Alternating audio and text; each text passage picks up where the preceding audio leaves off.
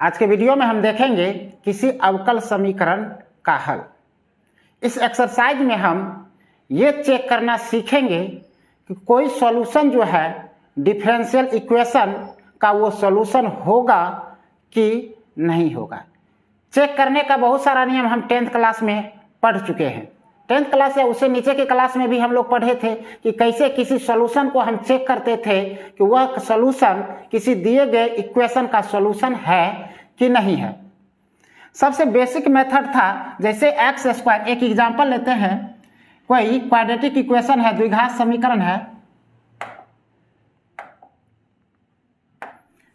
X square minus 5x plus 6 equal to 0।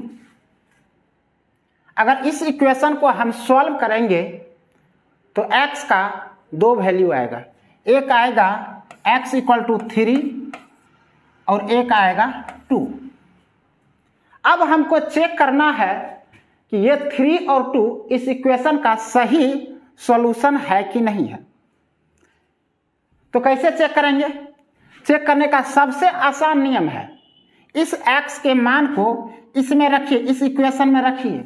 अगर LHS और RHS दोनों बराबर आ जाए तो हम कह देंगे यह इक्वेशन, यह सॉल्यूशन जो है सही है, इसका सॉल्यूशन है। अगर LHS और RHS दोनों इक्वल नहीं आता है इस वैल्यू पर तो कह देंगे यह सॉल्यूशन मेरा क्या है, गलत है। तो सबसे पहले इसका RHS क्या है, 0 है। तो ये x का ये वैल्यू 3 और 2 इसमें रखने पर इसका LHS भी 0 होना चाहिए। रख के चेक करते हैं। इसका LHS है x square minus 5x plus 6। अब इसमें x की जगह पर 3 रखते हैं। 3 का स्क्वायर माइनस 5 इंटू 3 प्लस 6, यहाँ हो जाएगा 9 माइनस 15 प्लस 6। यहाँ से सॉल्व करेंगे, ये हो जाएगा 0, जो कि क्या है, RHS भी मेरा 0 है। x इक्वल टू 3 पर LHS और RHS दोनों इक्वल हो गया तो हम कहेंगे ये x इक्वल टू 3 जो है इसका सॉल्यूशन है। उसी तरह से x इक्वल टू 2 पे भी इसका LHS और RHS दोनों इक्वल हो जाएगा तो हम कहेंगे x इक्वल टू 2 भी इसका क्या है, सॉल्यूशन है। अब एक और लेते हैं, कोई वैल्यू लेते हैं x का और चेक करके देखते हैं कि वह इसका सॉल्यूशन है कि नहीं है। x इक्वल टू हम सपोज करते हैं, एक लेते हैं वैल्यू 5, इसको हम चेक करते हैं कि यह इसका सॉल्यूशन है कि नहीं है। तो वही मेथड यहाँ भी लगाएंगे, इस वैल्यू को इसमें रखेंगे। अगर इस वैल्यू को रखने से LHS और RHS दोनों बराबर आ जाता है तो कहेंगे यह इसका सॉल्यूशन है। अगर नहीं बराबर आता है तो कह देंगे यह इसका सॉल्यूशन नहीं है। तो चेक करते हैं, इसी वैल्यू को रखते हैं। LHS है x square minus 5x plus 6, उसी में रखते हैं x की जगह पर 5, तो 5 स्क्वायर माइनस 5 इंटू 5 प्लस 6। यहाँ से क्या वैल्यू आ रहा है, कैंसिल, ये 6 आ रहा है, जो कि RHS नहीं है, यह RHS के बराबर नहीं है। RHS तो मेरा 0 है। तो हम क्या कह सकते हैं, x इक्वल टू 5 जो है इसका सॉल्यूशन नहीं है। तो सिंपली यह मेथड था 10th क्लास में जो हम सीखे थे कि कोई भी वैल्यू दिया हुआ है वह वैल्यू किसी भी इक्वेशन का सॉल्यूशन होगा कि नहीं होगा। उसके लिए जस्ट हम क्या करते थे, उस वैल्यू को उस इक्वेशन में रखते थे। रखने से यदि LHS और RHS बराबर हो जाता था तो कहते थे वह उसका सॉल्यूशन है, अगर नहीं बराबर आता था तो कहते थे उसका सॉल्यूशन नहीं है। डिफरेंशियल इक्वेशन में भी सेम वही बात होता है। कोई इक्वेशन दिया हुआ है मेरे पास, यहाँ पे कोई इक्वेशन दिया हुआ रहेगा, डिफरेंशियल इक्वेशन, और उसका सॉल्यूशन भी मेरे पास रहेगा। हमको सिर्फ चेक करके बताना है कि वह उसका सॉल्यूशन है कि नहीं है। तो क्या करेंगे, जस्ट उस सॉल्यूशन को डिफरेंशियल इक्वेशन में रखेंगे। अगर उस सॉल्यूशन से डिफरेंशियल इक्वेशन का LHS और RHS दोनों बराबर हो जाता है तो कहेंगे वह उसका हल है। नहीं बराबर आएगा तो कहेंगे उसका हल नहीं है। एक एग्जाम्पल से हम आगे बढ़ते हैं।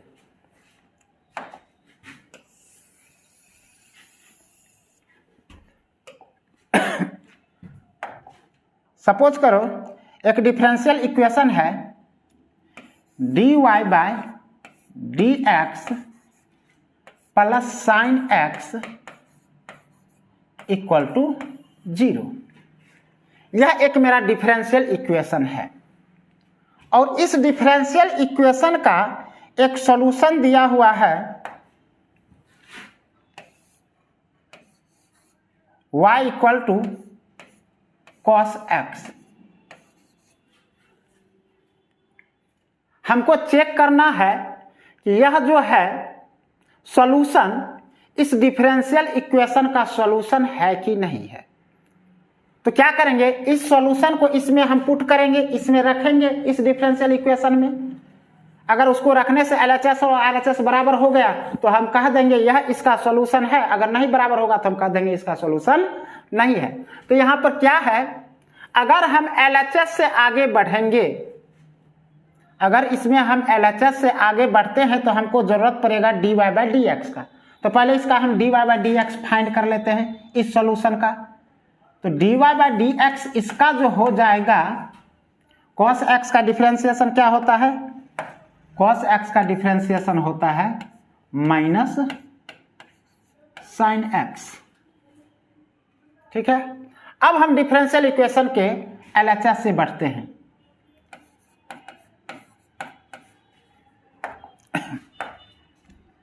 LHS यहां पे है dy by dx plus sine x।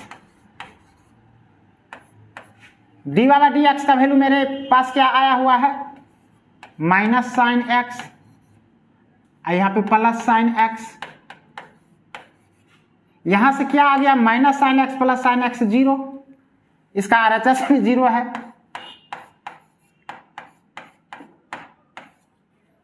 हम क्या देख रहे हैं, y equal to cos x जो है इस डिफरेंशियल इक्वेशन को LHS और RHS दोनों को इक्वल कर रहा है। तो हम कह देंगे y equal to cos x जो है इसका सॉल्यूशन है। अब एक और सॉल्यूशन लेते हैं इसी का। एक तो सॉल्यूशन मेरे पास आ गया है, एक सॉल्यूशन आया है, एक सॉल्यूशन तो आ गया है y equal to cos x। एक और लेते हैं y equal to cos x plus 5। अब इसको चेक करते हैं कि यह इसका सॉल्यूशन है कि नहीं है। तो फिर इसके हम इसमें पुट करेंगे। अगर इसको रखने से LHS और RHS बराबर होता है तो कह देंगे यह भी इसका सॉल्यूशन है। चेक करते हैं, तो इसका dy बाई dx क्या होगा, इसका भी तो वही आएगा, माइनस साइन x ही आएगा। इसको फिर से हम अगर इसको यहां पर रखेंगे, इसके LHS में रखेंगे तो LHS क्या है, dy by dx plus sine x। यहां पे इस इक्वेशन से भी dy बाई dx की जगह पे क्या आएगा, माइनस साइन x आएगा। यहां पे माइनस साइन x, इस इक्वेशन से भी dy बाई dx की जगह पे क्या आ रहा है, माइनस साइन x। फिर minus sine x plus sine x क्या हो जाएगा, 0, जो कि RHS के इक्वल है। तो यहां से हम क्या देख रहे हैं, यह जो डिफरेंशियल, यह जो सॉल्यूशन है यह भी इसका सॉल्यूशन है। एक और चेक करते हैं, ये y equal to cos x plus 5 लिए थे, ये तो पहला हो गया था y equal to cos x। ये second y equal to cos x plus 5 भी इसका सॉल्यूशन हुआ। अब एक और लेते हैं y equal to cos x plus 10। अब यहां से कहते हैं तो इसका अगर dy बाई dx लेंगे तो इसका भी dy बाई dx, इसका भी dy बाई dx तो माइनस साइन x ही आएगा। यहां से भी अगर dy बाई dx का वैल्यू रखते हैं तो फिर से minus sine x plus sine x क्या हो जाएगा, 0 हो जाएगा। यहां से भी ये भी क्या कर रहा है, LHS और RHS को इक्वल कर रहा है डिफरेंशियल इक्वेशन का, तो यह भी इसका सॉल्यूशन हो रहा है। तो देख रहे हैं इस डिफरेंशियल इक्वेशन का एक नहीं बहुत सारा सॉल्यूशन होगा। सिर्फ करना क्या है, cos x को रहने देना है, इस कांस्टेंट टर्म को चेंज करते जाएंगे। अब cos x प्लस 10 हुआ इसका सोल्यूशन, cos x प्लस 11 भी इसका सोल्यूशन होगा, cos x प्लस 12 भी इसका सोल्यूशन होगा, cos x प्लस 13 भी इसका सोल्यूशन होगा। तो इसका कितना सोल्यूशन होगा? इनफाइनाइट सोल्यूशन होगा इस डिफरेंशियल इक्वेशन का। याद रखिएगा 10th क्लास का यहाँ पे कॉन्सेप्ट को अप्लाई नहीं कीजिएगा। आप कंफ्यूज होइएगा कि सर 10th क्लास में तो हम पढ़े थे कि अगर कोई समीकरण एक घात का हो, लीनियर हो, उसका सिर्फ एक सॉल्यूशन होता है। यहाँ पे भी डिफरेंशियल इक्वेशन है, वह भी तो एक घात का है, एक ऑर्डर का है, लीनियर है, तो इसका भी तो एक ही सॉल्यूशन होना चाहिए। ये अलजेब्रिक इक्वेशन नहीं है, ये डिफरेंशियल इक्वेशन है, इसलिए इसका एक नहीं सॉल्यूशन, इनफाइनाइट सॉल्यूशन होगा। अलजेब्रिक इक्वेशन में ये कंडीशन था कि अगर एक घात का समीकरण है तो एक सॉल्यूशन होगा, दो घात का समीकरण है तो दो सॉल्यूशन होगा, लेकिन यह अलजेब्रिक सॉल्यूशन नहीं है, यहाँ एक घात का भी इनफाइनाइट सॉल्यूशन होगा।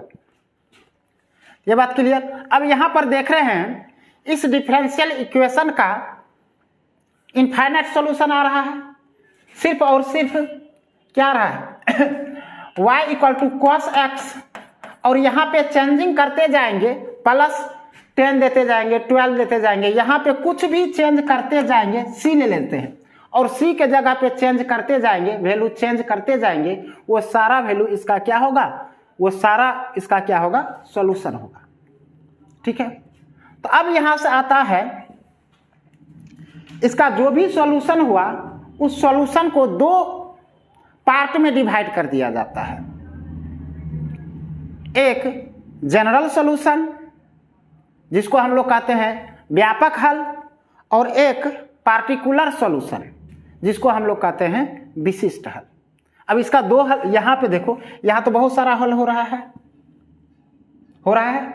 अब इसी दोनों हल को दो पार्ट में, यहाँ पे जो ये हल आया है सो,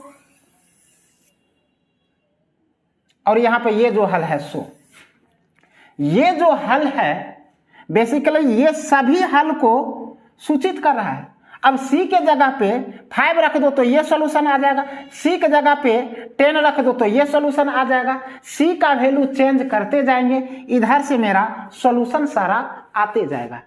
ठीक है, तो इस सॉल्यूशन को, जो सॉल्यूशन किसी भी डिफरेंशियल इक्वेशन के सारे सॉल्यूशन को सूचित करता है, उस सॉल्यूशन को एक स्पेशल नाम दे दिया गया है जनरल सॉल्यूशन।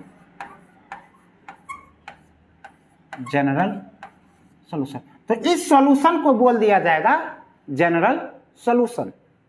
अब यहाँ पे c का कोई भी एक विशेष वैल्यू लेते हैं, जैसे c का एक विशेष वैल्यू हम ले लेते हैं 5, तो ये सॉल्यूशन आ जाएगा। c का अगर एक और वैल्यू कोई ले लेते हैं 10, तो ये सॉल्यूशन आ जाएगा। तो c का वैल्यू चेंज करते जाएंगे तो अलग अलग मेरा सॉल्यूशन मिलते जाएगा। तो किसी विशेष वैल्यू पर, c के किसी विशेष वैल्यू पर जो मेरा सॉल्यूशन मिलता है उसको हम लोग कहेंगे विशिष्ट हल, पार्टिकुलर सॉल्यूशन। जैसे c इक्वल टू 10 पे कौन सा सॉल्यूशन आएगा, ये, तो इसको हम कहेंगे यह जो हुआ मेरा विशिष्ट हल हुआ एट c इक्वल टू 10। यह भी मेरा जो हुआ, यह भी मेरा क्या हुआ, विशिष्ट हल हुआ। ठीक है, अब यहाँ पे विशिष्ट हल और व्यापक हल, पार्टिकुलर, इस सॉल्यूशन को नाम दे दिया गया है पार्टिकुलर सॉल्यूशन। इस सॉल्यूशन को नाम दे दिया गया है, इस टाइप का जो भी सॉल्यूशन आएगा उसको बोल दिया है पार्टिकुलर सॉल्यूशन। यहाँ पे देखो जनरल सॉल्यूशन और पार्टिकुलर सॉल्यूशन में एक डिफरेंस है। जनरल सॉल्यूशन में जो कांस्टेंट नजर आ रहा है c, यह आर्बिट्रेरी कांस्टेंट है, स्वैच्छ अचर है, और यहाँ पे जो कांस्टेंट नजर आ रहा है एक फिक्स्ड कांस्टेंट नजर आ रहा है, सिंपल जो न्यूमेरिकल कांस्टेंट नजर आ रहा है। तो दोनों में डिफरेंस है जनरल सॉल्यूशन और पार्टिकुलर सॉल्यूशन। जनरल सॉल्यूशन में मेरा कांस्टेंट रहेगा आर्बिट्रेरी कांस्टेंट, स्वेच्छ अचर, और पार्टिकुलर सॉल्यूशन में जो भी मेरा कांस्टेंट रहेगा वह न्यूमेरिकल कांस्टेंट रहेगा, संख्या वाला कांस्टेंट रहेगा। अब यहां पर कहेगा कि सर आर्बिट्रेरी कांस्टेंट किसको कहते हैं, स्वेच्छ अचर किसको कहते हैं। अब देखो कांस्टेंट को दो तरीका से सूचित किया जाता है, जैसे 5 भी एक कांस्टेंट है, और ए जनरली ABCD इसको भी कांस्टेंट माना जाता है, ठीक है। तो ये जो 5 जो है इसको तो सिंपली हम कांस्टेंट बोलते हैं, लेकिन ये जो ए है यह भी एक कांस्टेंट ही है, लेकिन इस कांस्टेंट का एक स्पेशल नाम दे दिया है आर्बिट्रेरी कांस्टेंट। इसका वैल्यू हम चेंज करते, एक जगह पे कुछ भी वैल्यू को हम रिप्लेस करते, जैसे ये वेरिएबल के तरह बिहेव करेगा। अब यहाँ पर सी को कभी हम 5 रख दिए, सी को कभी हम 10 रख दिए, ये कैसे बिहेव कर रहा है, जस्ट वेरिएबल के जैसे बिहेव कर रहा है। तो वो कांस्टेंट जो वेरिएबल के जैसे बिहेव करे उसको हम क्या, कौन सा कांस्टेंट बोल देंगे, आर्बिट्रेरी कांस्टेंट बोल देंगे। तो यहां से 2-3 बातें क्लियर हुई है। एक बात तो क्लियर हुई है, कोई भी सॉल्यूशन डिफरेंशियल इक्वेशन का सॉल्यूशन कब होगा, वह सॉल्यूशन यदि डिफरेंशियल इक्वेशन को सेटिस्फाइड कर देगा तो वह उसका सॉल्यूशन होगा, अगर सेटिस्फाइड नहीं करेगा तो वह उसका सॉल्यूशन नहीं होगा। फर्स्ट पॉइंट तो यह हो गया। सेकेंड पॉइंट आया है किसी भी डिफरेंशियल इक्वेशन को एक नहीं सॉल्यूशन होगा, उसका इनफाइनाइट सॉल्यूशन होगा, ठीक है। तो उसी में सॉल्यूशन को 2 पार्ट में डिवाइड कर दिया, एक डिवाइड कर दिया गया है, इसको इरेज करते बस रहने देते हैं, एक डिवाइड कर दिया है जनरल सॉल्यूशन में और एक को डिवाइड कर दिया है पार्टिकुलर सॉल्यूशन में। जनरल सॉल्यूशन का हिंदी होता है व्यापक हल और पार्टिकुलर सॉल्यूशन का हल होता है विशिष्ट हल। जनरल सॉल्यूशन किसको कहेंगे, वैसा हल जो किसी भी डिफरेंशियल इक्वेशन के सभी हल को सूचित करेगा, उस हल को हम कहेंगे जनरल सॉल्यूशन। और विशिष्ट हल किसको कहेंगे, इसमें एक बात और क्लियर है, जनरल सॉल्यूशन में मेरा आर्बिट्रेरी कांस्टेंट प्रेजेंट रहेगा, ठीक है। यहां पे कितना आर्बिट्रेरी कांस्टेंट प्रेजेंट है, सिर्फ एक आर्बिट्रेरी कांस्टेंट प्रेजेंट है। एक बात और याद रखना है, अभी तो एक बात ये क्लियर किए थे, कोई भी पार्टिकुलर सॉल्यूशन है उसमें आर्बिट्रेरी कांस्टेंट नहीं होगा, आर्बिट्रेरी कांस्टेंट की संख्या क्या होगी, 0 होगी। अब यहां से एक बात और क्लियर करना है, हम जानते हैं कि जनरल सॉल्यूशन में आर्बिट्रेरी कांस्टेंट उपस्थित रहता है, लेकिन एक बात और याद रखना, जितना ऑर्डर का डिफरेंशियल इक्वेशन होगा उतना उसमें आर्बिट्रेरी कांस्टेंट प्रेजेंट रहेगा। अभी ये डिफरेंशियल इक्वेशन जो था, अभी ये डिफरेंशियल इक्वेशन फर्स्ट ऑर्डर का है, इसलिए इस डिफरेंशियल इक्वेशन के जनरल सॉल्यूशन में सिर्फ एक आर्बिट्रेरी कांस्टेंट है। लेकिन यही सेकेंड ऑर्डर का डिफरेंशियल इक्वेशन हो जाता तो इसमें कितना आर्बिट्रेरी कांस्टेंट होगा, 2 आर्बिट्रेरी कांस्टेंट होगा। सी के साथ साथ डी भी हो सकता है, या सी और डी नहीं होगा तो ए और बी हो सकता है, ठीक है। तो जितना ऑर्डर होगा उतना आर्बिट्रेरी कांस्टेंट प्रेजेंट रहेगा, ठीक है। उसके बाद पार्टिकुलर सॉल्यूशन में देखते हैं, पार्टिकुलर सॉल्यूशन में आर्बिट्रेरी कांस्टेंट प्रेजेंट नहीं है। अगर तुमसे कुछ क्वेश्चन पूछ दे कि बताओ किसी डिफरेंशियल इक्वेशन के जनरल सॉल्यूशन मीन्स व्यापक हल में कितना आर्बिट्रेरी कांस्टेंट होगा, तो वहां पे हम जवाब देंगे कि आर्बिट्रेरी कांस्टेंट डिपेंड करेगा उसके ऑर्डर के ऊपर, कोटि के ऊपर। अगर 4 कोटि का डिफरेंशियल इक्वेशन है तो उसमें मेरा 4 आर्बिट्रेरी कांस्टेंट होगा। अगर 3 ऑर्डर का डिफरेंशियल इक्वेशन है तो उसमें 3 आर्बिट्रेरी कांस्टेंट होगा। वो डिपेंड करेगा उसके ऑर्डर के ऊपर। लेकिन अगर उसी में पूछ दे अगर 4 ऑर्डर का डिफरेंशियल इक्वेशन है और उसके पार्टिकुलर मीन्स विशिष्ट हल में आर्बिट्रेरी स्वच्छ अचर की संख्या कितनी होगी, तो वहां पे कहेंगे अरे 5 कोटि रहे 10 कोटि रहे, विशिष्ट हल आया मीन्स उसमें आर्बिट्रेरी कांस्टेंट नहीं होगा, चाहे कितना भी कोटि का डिफरेंशियल इक्वेशन क्यों ना हो। तो वहां पे डायरेक्ट जवाब देंगे उसमें आर्बिट्रेरी कांस्टेंट की संख्या 0 होगी। याद रखना, जनरल सॉल्यूशन में आर्बिट्रेरी कांस्टेंट होगी, लेकिन पार्टिकुलर सॉल्यूशन में आर्बिट्रेरी कांस्टेंट नहीं होगी।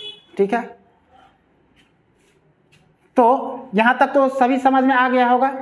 अब इसका जो भी है, जो भी चीज अभी हम यहां पे बोले हैं उसको हम लिख देते हैं।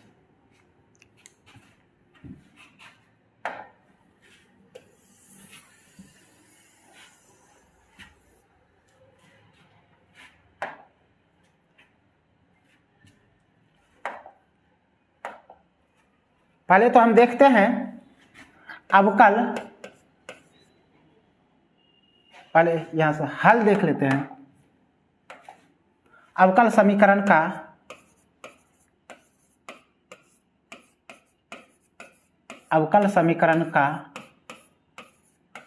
हल, अवकल समीकरण का हल, तो वैसा हल, अवकल समीकरण का हल,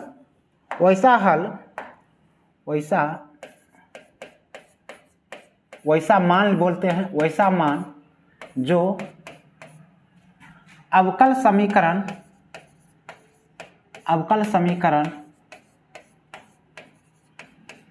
संतुष्ट करता हो अवकल समीकरण का हल कहलाता है।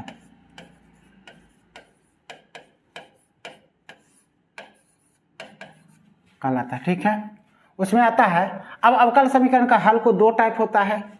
एक होता है व्यापक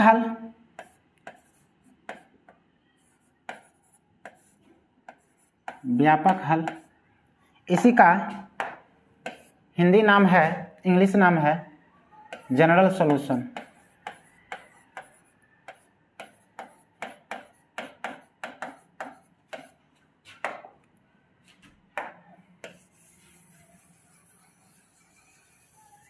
ये क्या होता है? यह होता है, इसका डेफिनेशन होगा वैसा हल जो किसी अवकल समीकरण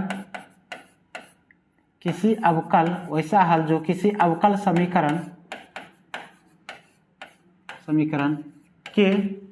सभी हल को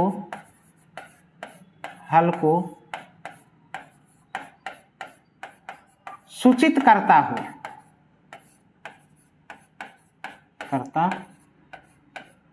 हो। वैसा हल जो किसी अवकल समीकरण के सभी हल को सूचित करता हो।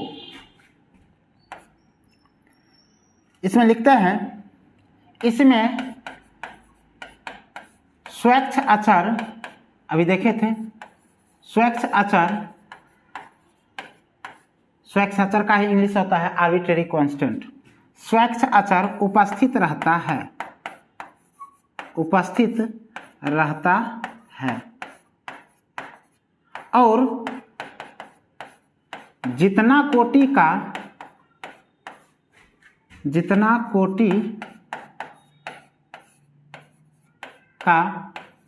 अवकल समीकरण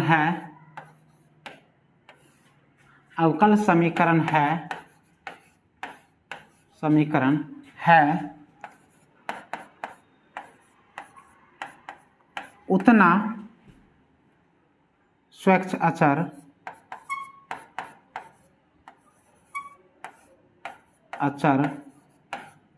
उपस्थित रहता है।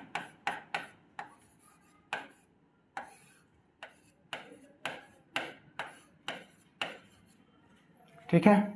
उसके बाद हम आते हैं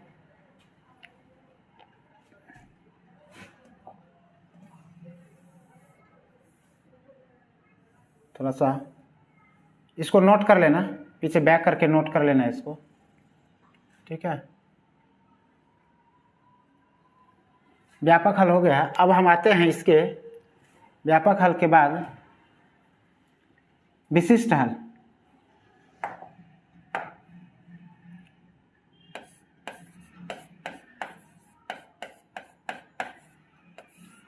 विशिष्ट हल, इसी का इंग्लिश नाम है पार्टिकुलर सॉल्यूशन।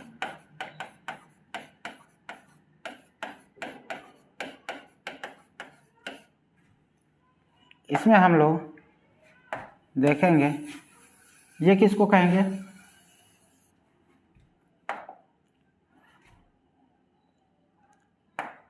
वैसा हल जो स्वच्छ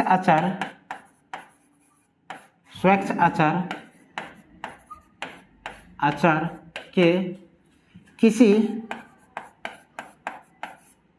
विशेष मान किसी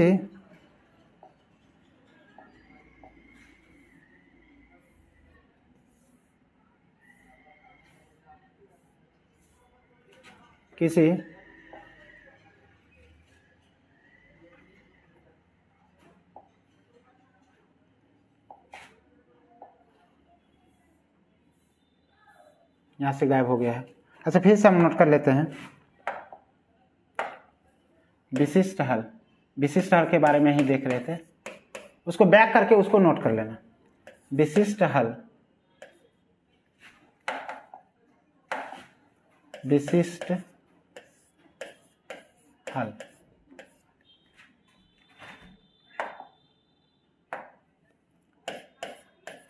पार्टिकुलर सॉल्यूशन।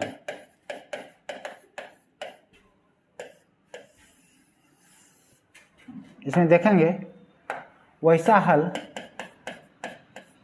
हल जो स्वच्छ अचर के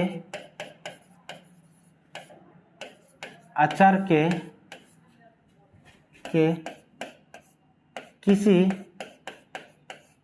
विशेष मान रखने से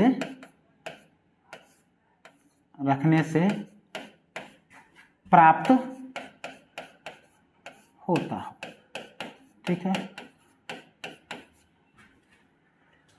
तो ये थ्योरी वाला पोर्शन तो हम लोग कवर कर लिए हैं, तो इसको एक बार देख लीजिएगा। नेक्स्ट वीडियो में हम इस एक्सरसाइज का जो भी क्वेश्चन है उस सारे क्वेश्चन को हम लोग नेक्स्ट वीडियो में डील करेंगे।